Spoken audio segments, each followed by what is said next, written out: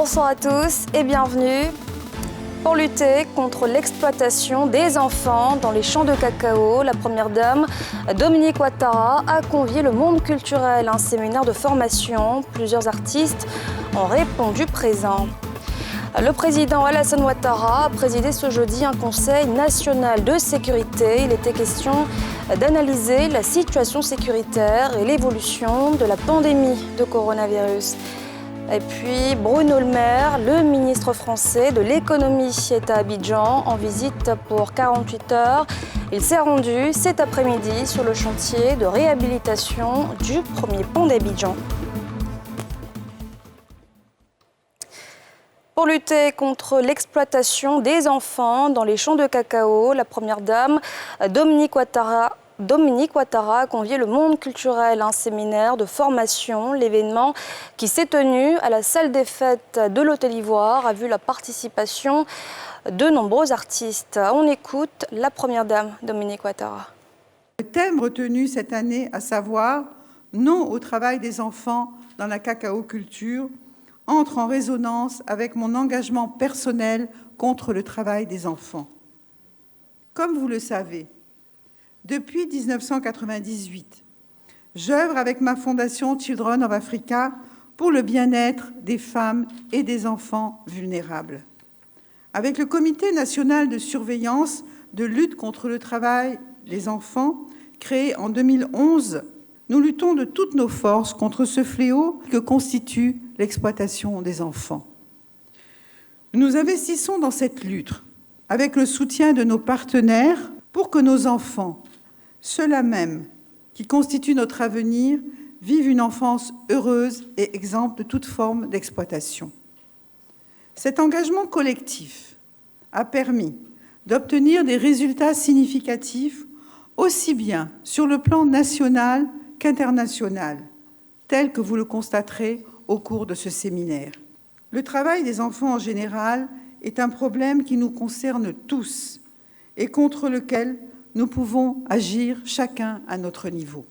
C'est pourquoi la caravane Ouaratour 2021, dont le thème est « Non au travail des enfants », rencontre mon assentiment total, car elle fait écho à notre combat contre le travail des enfants. Un nouveau Conseil national de sécurité s'est réuni ce jeudi, présidé par le chef de l'État. Plusieurs décisions ont été prises, notamment pour améliorer la situation sécuritaire en Côte d'Ivoire. Pierre Dipomela. Les attaques armées à Kafolo et Ndotré, la recrudescence des accidents de la route, ainsi que l'évolution de la pandémie à coronavirus 2019 ont fait l'objet d'analyses par le Conseil national de sécurité. Au titre de la sécurité routière, le président de la République a instruit ses collaborateurs à ressortir les causes réelles des accidents.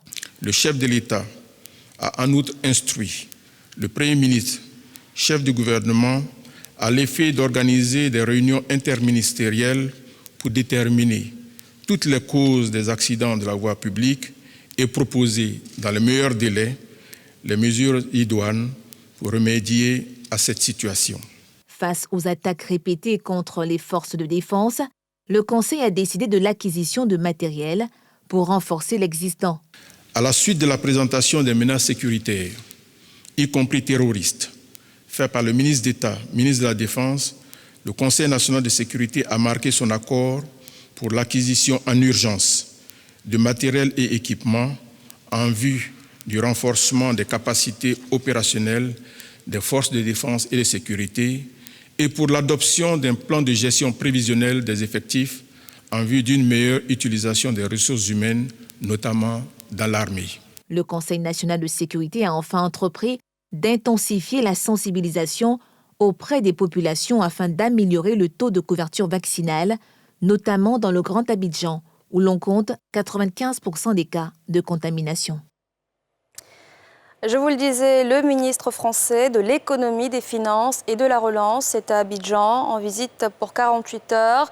Bruno Le Maire s'est rendu sur le chantier de réhabilitation du pont Félix Houphouët-Boigny. Il était en compagnie du ministre de l'équipement et de l'entretien routier. Nadja Eja, Tanguy Kona.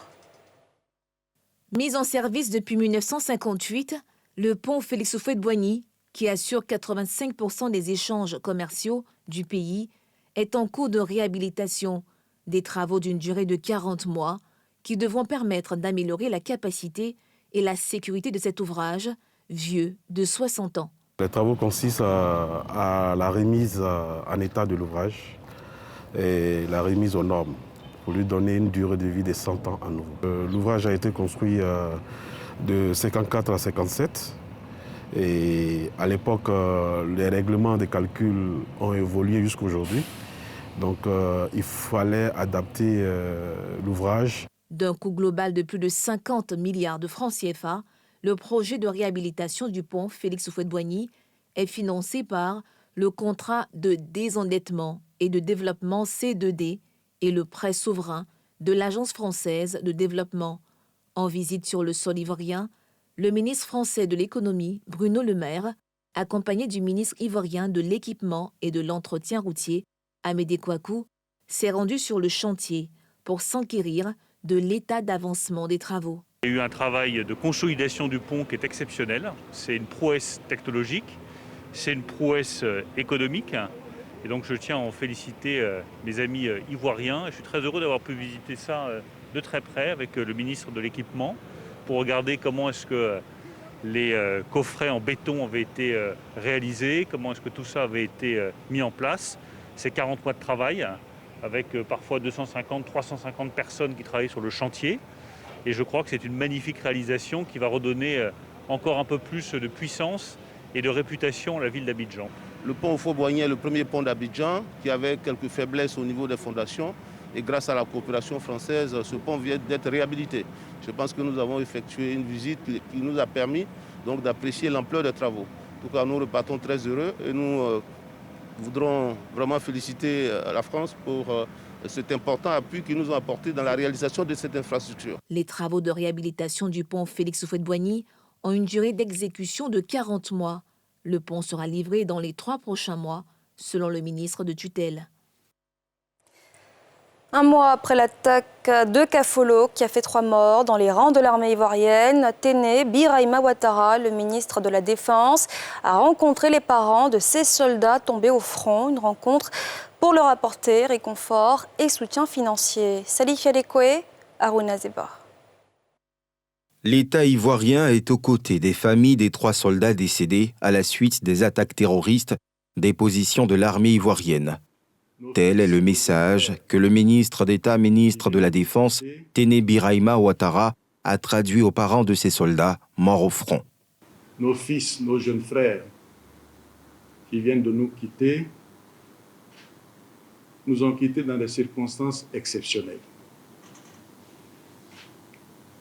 Ils étaient en mission pour défendre la Côte d'Ivoire, pour défendre les Ivoiriens.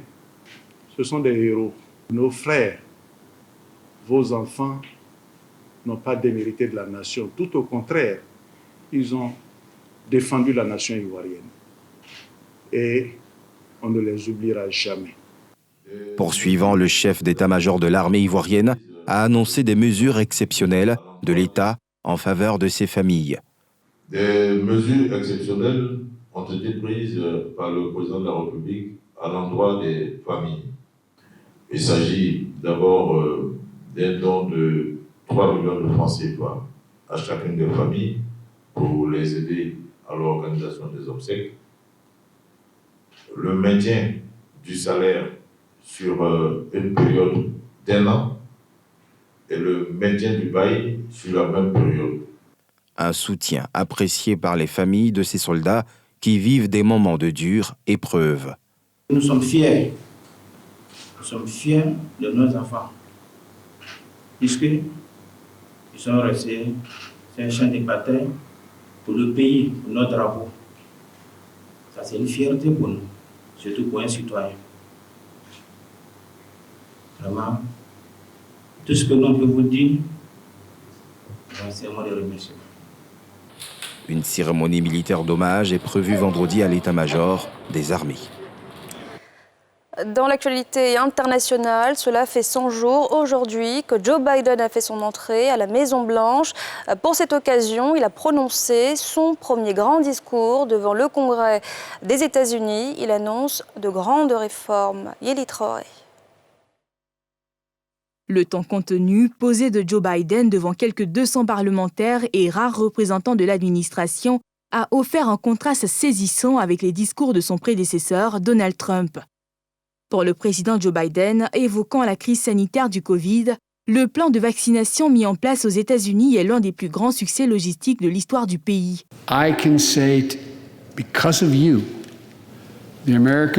Je peux dire que grâce à vous, le peuple américain, nos progrès ces 100 derniers jours contre l'une des pires pandémies de l'histoire ont été l'un des plus grands succès logistiques que notre pays ait jamais connus.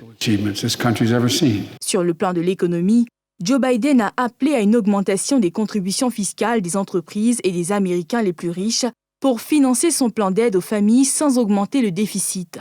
Je n'imposerai aucune augmentation d'impôts aux personnes gagnant moins de 400 000 $. Mais il est temps que les entreprises américaines et que les 1% d'Américains les plus riches commencent à payer leur juste part, simplement leur juste part. Se posant en défenseur de la classe moyenne, Joe Biden a vanté un gigantesque plan d'investissement visant à créer des millions d'emplois pour les Américains qui se sentent tenus à l'écart. En matière de diplomatie, Biden prône l'apaisement dans les relations de son pays avec la Chine. Dans mes discussions avec le président Xi Jinping, je lui ai dit que nous étions favorables à la compétition et que nous ne cherchions pas le conflit. Mais j'ai été très clair sur le fait que nous défendrons les intérêts américains dans tous les domaines. Le camp républicain a aussitôt réagi aux annonces du président. Notre nation a besoin de plus que des platitudes vides. Nous avons besoin de politiques et de progrès qui nous rapprochent les uns des autres. Mais après 3 mois, les actions du président et de son parti nous éloignent de plus en plus. Pour la première fois aux États-Unis, 2 femmes étaient assises derrière Joe Biden lors de son grand discours de politique générale au Congrès mercredi soir. Sa vice-présidente Kamala Harris et la présidente de la Chambre des représentants Nancy Pelosi. Une vision inédite qui accompagnait d'autres premières historiques. Et puis NCI Reportage vous embarque ce soir au port autonome de San Pedro, premier port mondial d'exportation de cacao. Un extrait. Chérif doit faire vite, car son navire ne dispose que de 4 jours pour embarquer sa marchandise et quitter le quai. C'est ce qui est bon qu'on peut embarquer. Voilà ce que le truc. La PNV me dit qu'il y a 60 lots BV qui sont dehors, qui sont périmés. D'accord, on va observer. Le problème c'est que ça là, est-ce qu'on ne peut pas les embarquer? On peut les embarquer? Oui, on embarque à Wayus en même temps. Après séparation, comment s'embarquer? 10 000 tonnes de cacao doivent être embarquées dans ce navire. Un travail qui demande beaucoup d'attention. Et Chérif veille au grain. Un reportage exclusif à retrouver juste après Sans réserve. Et c'est la fin de ce journal. Merci de l'avoir suivi. Excellente soirée à tous.